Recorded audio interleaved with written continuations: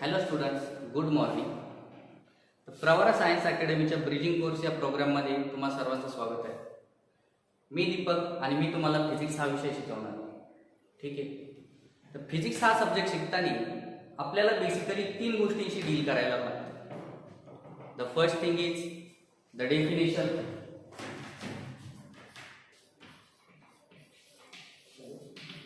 The second thing is the law, and the third thing is the derivation.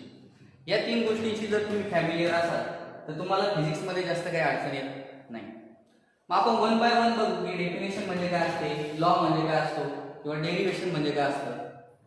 Definition म्हणजे आपण याला म्हणू शकतो किंवा डेफिनेशन वरूनच आपण फॉर्म्युला पण बनवतो. ठीक आहे. मग सर्वात आधी डेफिनेशन समजून घेण्यासाठी मी तुम्हाला एक एक्झाम्पल देतो. तर मी तुम्हाला सपोज एक प्रोजेक्ट दिला की ज्याच्यामध्ये तुम्हाला पहिले असे क्लासमधले 5 मुलं फाइंड आउट करायला लावले की ज्यांचा रायटिंग स्पीड हा सर्वात जास्त आहे. मग रायटिंग स्पीड जर कॅल्क्युलेट करायचा असेल तर तुम्हाला काहीतरी फॉर्म्युला पाहिजे, बरोबर. रायटिंग स्पीड कॅल्क्युलेट करण्यासाठी याच्या आधी तर तुम्ही काही फॉर्म्युला शिकलेला नाही. मग फॉर्म्युला आपल्याला त्यासाठी तयार करावा लागेल. मग तो फॉर्म्युला आपण कसा तयार करणार किंवा एखाद्याचा रायटिंग स्पीड आपण कसा मेजर करणार. तर सगळ्यात आधी आपण त्याने किती वर्ड लिहिले आणि किती वेळेमध्ये लिहिले हे जर मेजर केलं तर आपण त्याचा स्पीड काय करू शकतो, कॅल्क्युलेट करू शकतो. मग आपल्याला जर रायटिंग स्पीडची जर डेफिनेशन किंवा फॉर्म्युला किंवा डेफिनेशन सांगायची असेल तर डेफिनेशन आपण अशी पण सांगू शकतो की number of word write by that person per minute is called writing speed of that person. आणि त्याच्यावरूनच आपण त्याचा फॉर्म्युला पण लिहू शकतो की writing speed yes is equal to word per minute, बरोबर. हे आपले झाले वर्ड्स, हे झालं मिनिट, हा जो आहे आपला काय टाइमिंग, आणि हा झाला आपला स्पीड. हा एक सिंपल फॉर्म्युला आहे. याचा यूज करून तुम्ही प्रत्येकाचा रायटिंग स्पीड काय करू शकता, कॅल्क्युलेट करू शकता. पण आता हा जर फॉर्म्युला मी स्पीडला सपोज मी इथे सिग्मा म्हटलं, त्याच्यानंतर जो आपले वर्ड्स आहे त्याला अल्फा म्हटलं आणि जो टाइम आहे इन मिनिट याला मी जर बीटा म्हटलं, तर या 2 फॉर्म्युल्यापैकी तुम्हाला कोणता फॉर्म्युला सोपा वाटेल तर हा फॉर्म्युला सोपा वाटेल. कारण याच्यामध्ये जास्त आपण फॅन्सी सिम्बॉल्स काही काही यूज केले. पण बेसिकली बघायचं झालं तर दोन्ही हा आणि हा फॉर्म्युला एकच आहे. फक्त याच्यामध्ये स्पीडला आपण सिग्मा म्हटलं, वर्डला आपण अल्फा म्हटलं आणि टाइम इन मिनिट लिहिते याच्यामध्ये काय म्हटलं, बीटा म्हटलं. मग कोणता पण फॉर्म्युला बघितल्यानंतर तुमचं हेच काम आहे की सर्वात आधी त्याच्यामध्ये जो प्रत्येक क्वांटिटी आहे किंवा जो प्रत्येक सिम्बॉल आहे त्याचं मिनिंग काय हे समजून घेणं काय गरजेचं आहे. ठीक आहे. त्याच्यानंतर नेक्स्ट बघू आपण द लॉ. आता द लॉ आपण बनवत नाही, हा ऑलरेडी नेचरमध्ये एक्झिस्ट असतो. हा फक्त आपल्याला काय करायचा असतो, स्टडी करायचा असतो आणि फाइंड आउट करायचा असतो. For example Newton's law. जर न्यूटन्स लॉ जर बघितलं, Newton's law about the gravitation जर बघितलं आपण तर तो काय, force is directly proportional to product of 2 masses and inversely proportional to square of the distance between them, बरोबर. म्हणजे जर 2 ऑब्जेक्ट असतील, एकाचा मास m1 आहे, एकाचा मास m2 आहे आणि या दोघांमधला डिस्टन्स जर r असेल तर त्यांच्यामधला जो फोर्स ऑफ अट्रॅक्शन असणार आहे तो त्यांच्या मासेसच्या प्रोडक्टला डायरेक्टली प्रोपोर्शनल आणि त्यांच्यामधल्या डिस्टन्सला स्क्वेअर मध्ये इनव्हर्सली प्रोपोर्शनल असणार, बरोबर. आता डायरेक्टली प्रोपोर्शनल म्हणजे काय, तर डायरेक्टली प्रोपोर्शनल म्हणजे हे मासेसची व्हॅल्यू जशी जशी वाढत जाणार तसं तसं हा फोर्स ऑफ अट्रॅक्शन पण काय होत जाणार आहे, इन्क्रीज होत जाणार. आणि इनव्हर्सली प्रोपोर्शनल म्हणजे जसं जसं एक डिस्टन्स डिक्रीज होत जाणार आहे किंवा जसं जसं डिस्टन्स तुमचं इन्क्रीज होत जाणार आहे तसं तसं फोर्सची व्हॅल्यू काय होत जाणार आहे, कमी होत जाणार. ठीक आहे. मग या प्रकारचे असे खूप सारे लॉज फिजिक्समध्ये, न्यूटन्स लॉ झाला, कुलम्स लॉ झाला. ठीक आहे. त्याच्यानंतर नेक्स्ट आपल्याला बघायचे द डेरिव्हेशन. ठीक आहे. आता डेरिव्हेशन म्हणजे काय, आपण एक एक्झाम्पल घेऊ की सपोज मी एक इक्वेशन लिहितो y = x + 5, बरोबर. डेरिव्हेशन मध्ये आपण सिंपली काय करतो की एका इक्वेशनचा यूज करून आपल्याला युजफुल असणारं दुसरं इक्वेशन काय करतो, तयार करतो. ठीक आहे. मग इथे जर आपण बघितलं तर मी या लेफ्ट हँड साइड मध्ये सपोज 5 ऍड केलं, तर राईट हँड साइड मध्ये पण मला इक्वेशन बॅलन्स करण्यासाठी 5 काय करायला लागेल, ऍड करायला लागेल. म्हणजे कोणतं पण डेरिव्हेशन सॉल्व्ह करताना हे ध्यानात ठेवायचं आहे की तुम्हाला त्याची लेफ्ट हँड साइड आणि राईट हँड साइड हे नेहमी काय ठेवायचे आहे, बॅलन्स ठेवायचे. मग याच्यानंतर अजून एक एक्झाम्पल घेतलं किंवा याच इक्वेशनला जर मी y ला 5 ने डिवाइड केलं तर बॅलन्स करण्यासाठी मला लेफ्ट हँड साइडला जर 5 ने डिवाइड केलंय तर राईट हँड साइडला पण काय करायला लागेल, 5 ने डिवाइड करायला लागेल. म्हणजे बॅलन्स इक्वेशन मागं होईल x + y divided x + 5 divided by 5. आता जसं आपण ओहम्स लॉ जर कन्सिडर केला तर ओहम्स लॉ आपल्याकडे आहे v = I, बरोबर. Where V is the voltage, I is the current and R is the resistance. मग इथे व्होल्टेज साठी इक्वेशन लिहिलं, पण तुम्हाला जर करंटची व्हॅल्यू विचारली तर करंटच्या व्हॅल्यू साठी तुम्ही हे इक्वेशन रिअरेंज करू शकता. म्हणजे थोडक्यात तुम्ही डिराइव्हच केलं नवीन इक्वेशन करंट साठी. ते इक्वेशन काय होणार आहे, I = V/R. ठीक आहे. या तीन गोष्टी जर तुम्हाला समजल्या तर फिजिक्स समजून घेण्यासाठी जास्त अडचण येणार नाही आणि फक्त तुम्हाला सिंपल बेसिक मॅथमॅटिक्सचा याच्यामध्ये काय यूज आहे. ठीक आहे. आपण आता नेक्स्ट टॉपिक सुरू करू. नेक्स्ट टॉपिक जो आहे तो आहे युनिट्स.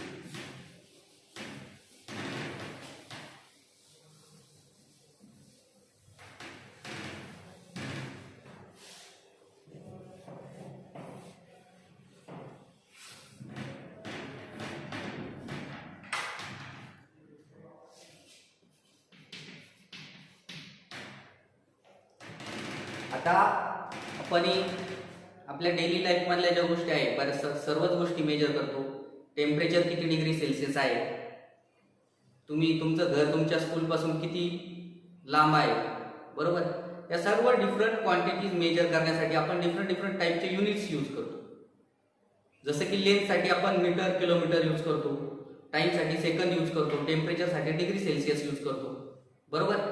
मग सपोज एक्झाम्पल जर घेतलं तर तुम्ही एखाद्या क्वांटिटीचं मास मेजर केलं, बरोबर. ते मास आलं 5 किलोग्राम. तर याच्यामध्ये हा जो किलोग्राम असणार आहे हा युनिट असणार आहे आणि हा जो 5 असणार आहे हा असणार आहे व्हॅल्यू ऑफ युनिट. म्हणजे जरी युनिटची डेफिनेशन पण आपण आज सांगू शकतो की reference standard use for measurement is called unit. मग आता याच्यावरती जास्त डिस्कशन न करता युनिट म्हणजे तुम्हाला माहितीच आहे. 5 किलोग्राम असेल तर किलोग्रामला आपण याच्यामध्ये युनिट म्हणतो. 5 मीटर असेल तर मीटरला आपण काय म्हणतो, त्याच्यामध्ये लेंथ म्हणतो, बरोबर. आता आपण डिफरंट सिस्टीम ऑफ युनिट्स बघू. मग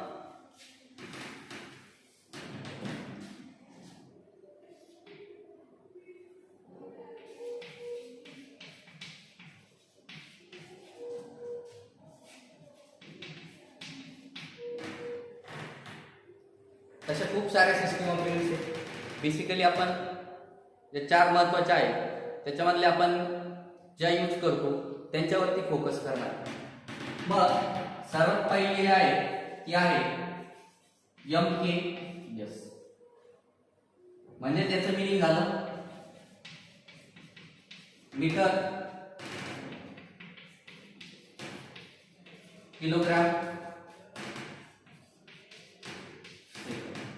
म्हणजे याच्यामध्ये तुम्ही बघितलं तर मीटर मध्ये आपण लेंथ मेजर करतो, किलोग्राम मध्ये मास मेजर करतो आणि सेकंड मध्ये टाइम मेजर करतो. ठीक आहे. याला म्हणायचंय MKS सिस्टीम ऑफ युनिट. त्याच्यानंतर सेकंड जी सिस्टीम ऑफ युनिट आहे ती आहे CGS. याचा फुल फॉर्म आहे सेंटीमीटर,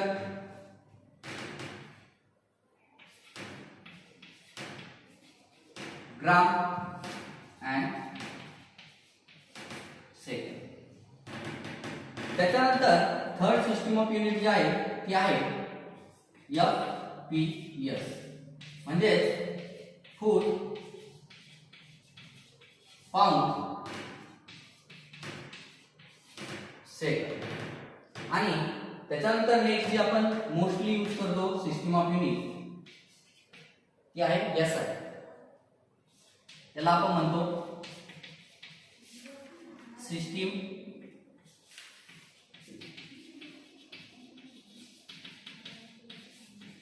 इंटरनॅशनल.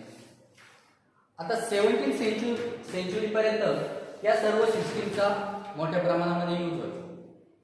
पण ज्यावेळेस व्यापार मोठ्या प्रमाणात वाढला आणि गुड्सचं एक्सचेंज व्हायला लागलं बिटवीन द कंट्रीज, त्यावेळेस त्यांची सिस्टीम आणि यांच्या सिस्टीममध्ये कन्व्हर्जन फॅक्टर हा थोडा टफ जायला लागला. म्हणून इंटरनॅशनल कॉन्फरन्स झाली फॉर द मास मेजरमेंट. त्याच्यामध्ये असं डिसिजन घेतलं गेलं की आपण पूर्ण इंटरनॅशनली एक सिस्टीम ऑफ युनिट एक्सेप्ट करू आणि त्या सिस्टीम ऑफ युनिटला म्हटलंय SI सिस्टीम ऑफ युनिट. आलं का? आता ही काय यूज करायची, कारण याच्यामध्ये कन्व्हर्जन जे करणं आहे ते आपल्याला सिंपल आहे आणि इझिली आपण कन्व्हर्जन करू शकतो. म्हणून आपण generally SI system of unit काय करतो, यूज करतो. ठीक आहे. तर आता हे बघितलं आपण सिस्टीम ऑफ युनिट्स. त्याच्यानंतर आपण बघू types of unit.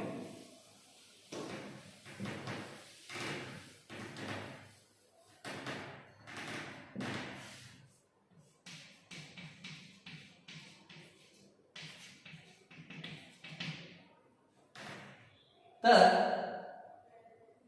Types of unit म्हणता येईल किंवा टाइप्स ऑफ क्वांटिटीज पण म्हणता येईल. किंवा जो पहिला आहे तो आहे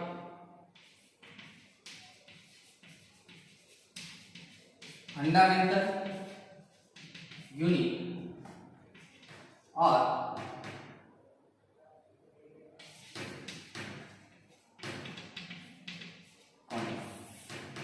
म्हणजे फंडामेंटल क्वांटिटी किंवा फंडामेंटल युनिट. आणि जो सेकंड आहे तो आहे डिराइव्ड युनिट और क्वांटिटी. बरोबर, किंवा अँड म्हणू शकतो derived unit and derived quantity. आता फंडामेंटल युनिट किंवा फंडामेंटल क्वांटिटी कशाला म्हणायचे ते सर्वात आधी आपण समजून घेऊ. तर फंडामेंटल युनिट म्हणजे असं युनिट असतं की किंवा अशी क्वांटिटी असते फंडामेंटल क्वांटिटी म्हणजे की जी तिच्या मेजरमेंटसाठी दुसऱ्या कोणत्याही क्वांटिटीवरती डिपेंडंट नसते. तिला आपण इंडिव्हिज्युअली मेजर करू शकतो. म्हणजे एक्झाम्पल द्यायचं झालं तर लेंथ झालं, मास झालं. लेंथसाठी आपण मीटर यूज करतो. बरोबर, मग लेंथ ही फंडामेंटल क्वांटिटी आहे आणि लेंथला मेजर करायला आपण जे युनिट यूज करतो मीटर, त्याला म्हणायचं आहे फंडामेंटल युनिट. आलं ना? तर मग फंडामेंटल युनिटची आपण डेफिनेशन सांगू शकतो की किंवा फंडामेंटल क्वांटिटी आपण डेफिनेशन सांगू शकतो की the quantity which do not depend on any other quantity for its measurement is called fundamental quantity. आता बेसिकली 7 टाईपच्या फंडामेंटल क्वांटिटी आहेत किंवा 7 फंडामेंटल क्वांटिटी आहेत. त्या आपण इथे वन बाय वन बघू. तर इथं आपण बघू क्वांटिटी. बरोबर, तरी फर्स्ट क्वांटिटी असणार आहे ती आहे लेंथ. सेकंड क्वांटिटी आहे मास आणि थर्ड क्वांटिटी आहे टाइम. त्याच्यानंतर फोर्थ क्वांटिटी आहे temperature.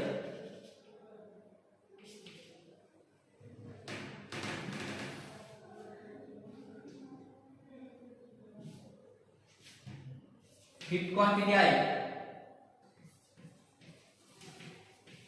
Luminous.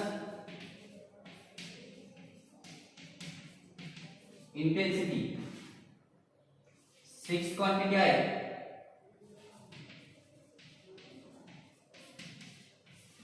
Amount of substance आणि लास्ट म्हणजे 7 आपली राहिली क्वांटिटी आहे.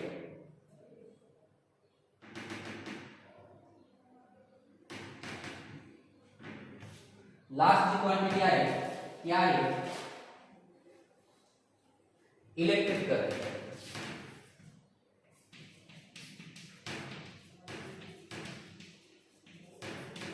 Electric current. ठीक आहे. मग आता आपण ही क्वांटिटी बघितली, याचे एसआय युनिट बघू आणि त्याचा सिम्बॉल पण पुढे काय करू लिहून घेऊ. कारण आपण जे सगळं स्टडी करणार इथून पुढे आपल्याला एसआय युनिट खूप महत्त्वाचे आहे. मग एसआय युनिट बाकीच्या ज्या सर्व अदर डिराइव्ड क्वांटिटीज असणार आहे त्या फंडामेंटल क्वांटिटी पासूनच तयार होणार आहे. त्याच्यामुळे फंडामेंटल क्वांटिटीचे एसआय युनिट तुम्हाला काय माहिती पाहिजे. ठीक आहे. मग आता ही क्वांटिटी घेतली आपण इथे लिहू याचा एसआय युनिट आणि इथे त्याचं घेऊ सिम्बॉल. असा एक चार्ट तयार केला.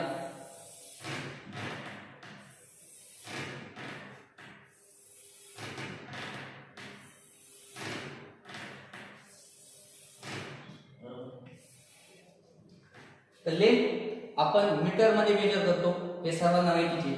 मग लेंथचं जे एसआय युनिट आहे ते आहे मीटर. मास साठी आहे किलोग्राम. टाइम साठी आहे सेकंड. टेम्परेचर साठी आहे केल्विन. बरोबर. ल्युमिनस इंटेन्सिटी साठी जे आहे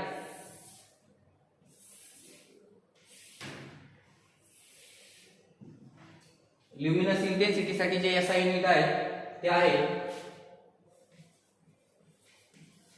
कॅन्डेला. अमाउंट ऑफ सबस्टन्स साठी एसआय युनिट जे आहे ते आहे मोल. आणि इलेक्ट्रिक करंट साठी जे एसआय युनिट आहे ते आहे एम्पियर. यांचे जर सिंबल लिहायचे झाले तर मीटर आपण स्मॉल एम ने दाखवतो, किलोग्राम आपण केजी ने दाखवतो, सेकंड आपण फक्त एस ने दाखवतो, केल्विन आपण के ने दाखवतो, कॅन्डेल आपण सीडी ने दाखवतो, मोल आपण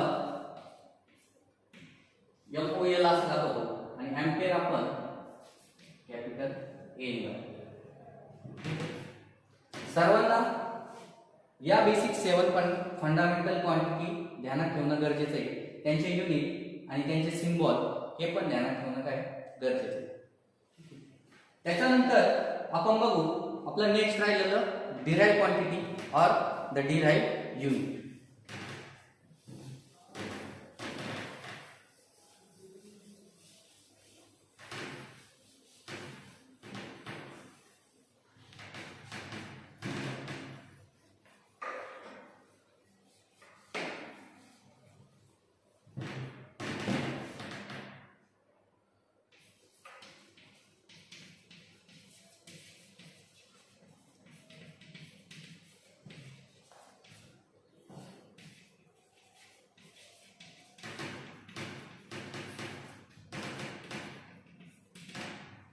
आता डिराइव्ड क्वांटिटी म्हणजे काय? The quantity which depends on the one or more fundamental quantities for its measurement is called derived quantity, and the unit used for the measurement of derived quantity is called derived unit. ठीक आहे. म्हणजे fundamental क्वांटिटीचा use करून आपण जी quantity major करतो तिला आपण derived quantity म्हणणार आहे आणि त्या क्वांटिटीला यूज करण्यासाठी मेजर करण्यासाठी जे युनिट यूज करतो त्याला आपण डिराइव्ड युनिट म्हणणार आहे. आता एक्झाम्पल द्यायचं झालं तर आपल्याला जर एरिया मेजर करायचा असेल, बरोबर, या स्क्वेअरचा जर मला ही लेंथ एल आहे आणि इकडे लेंथ एल आहे, याचा जर एरिया मेजर करायचा असेल तर एल इंटू एल म्हणजेच एल स्क्वेअर. बरोबर. आणि एका लेंथचं युनिट मीटर आहे, दुसऱ्या लेंथचं मीटर म्हणजे मीटर इंटू मीटर किती होईल? याचा युनिट होईल मीटर्स. म्हणजे ही क्वांटिटी आपण फंडामेंटल क्वांटिटी पासून डिराईव्ह केली आणि याचं युनिट पण काय केलं, फंडामेंटल युनिट पासून डिराईव्ह केलं. म्हणून याला आपण म्हणायचंय this area is the derived quantity and this metre square is the derived unit. तर आय थिंक फंडामेंटल क्वांटिटी आणि डिराईव्ड क्वांटिटी काय असतात आणि त्यांच्यामध्ये बेसिक डिफरन्स काय आहे हा तुमचा क्लिअर झाला असेल. त्याच्यानंतर नेक्स्ट लेक्चरमध्ये आपण कन्वर्जन कसं होतं डिफरंट युनिट्समध्ये